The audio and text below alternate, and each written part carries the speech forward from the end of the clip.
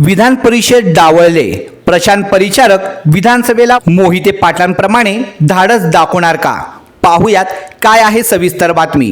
पंढरपूर मंगळवेढा विधानसभा मतदारसंघाच्या उमेदवारीचे गणित सोडवण्यासाठी माजी आमदार प्रशांत परिचारक यांना विधान परिषदेवर संधी दिली जाईल असे आखाडे राजकीय वर्तुळात बांधले जात आहे। मात्र विधान परिषदेच्या उमेदवारीपासून त्यांना डावलण्यात आले आहे।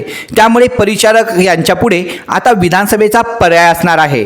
परिचारक विधानसभेची निवडणूक लढण्याचे मोहिते पाटील यांच्याप्रमाणे धाडस दाखवतील का, हा खरा प्रश्न आहे। विधान परिषदेच्या 11 जागेसाठी येत्या 12 जुलै रोजी मतदान होणार आहे। त्यासाठी उमेदवारी अर्ज दाखल करण्याचा 2 जुलै हा शेवटचा दिवस आहे। त्यापूर्वीच भाजपाने आज एक दिवस अगोदरच 5 उमेदवारीची नावे विधान परिषदेसाठी घोषित केली आहेत। त्यात माजी मंत्री पंकजा मुंडे, माजी आमदार योगेश टिळेकर, माजी मंत्री सदाभाऊ खोत, माजी आमदार परिणय फुगे आणि अमित गोरके यांचा समावेश आहे। पंढरपूर मंगळवेढा मतदारसंघाच्या पोटनिवडणुकीतील उमेदवारीबाबत प्रशांत परिचारक यांचा हक्क होता। मात्र उपमुख्यमंत्री देवेंद्र फडणवीस यांच्या आग्रहानंतर आमदार समाधान आवताडे यांच्यासाठी तो सोडून दिला। उमेदवारीवरील हक्क परिचारकांनी सोडला खरा, पण भाजपाने त्यांना अद्याप कुठल्याही पदावर संधी दिली नाही। असे असूनही परिचारक यांनी पक्षाची एकनिष्ठ राहत काम केलं आहे।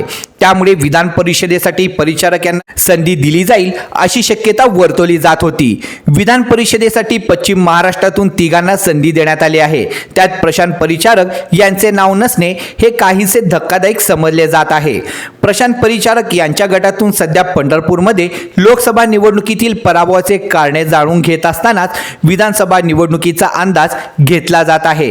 त्या बैठकामध्ये अनेक कार्यकर्त्यांकडून प्रशांत परिचारक यांनी अपक्ष निवडणूक लढवावी असा आग्रह धरला जात आहे। मात्र प्रशांत परिचारक यांनी यावर कोणतेही भाष्य केले नाही। विधान परिषदेच्या उमेदवारीत डावलण्यात आल्यामुळे प्रशांत परिचारक यांच्यापुढे विधानसभेचा पर्याय असणार आहे। भाजप त्यांना संधी देणार का, हा खरा प्रश्न आहे। विद्यमान आमदार समाधान आवताडे यांचाही दावा उमेदवारीसाठी असू शकतो। मात्र पक्ष कोणाला संधी देणार हेही पाहावे लागणार आहे।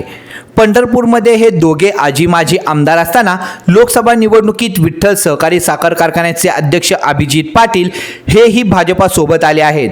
विधानसभेसाठी देवेंद्र फडणवीस नेमके कोणाला संधी देणार याकडे सर्वांचे लक्ष लागलं आहे।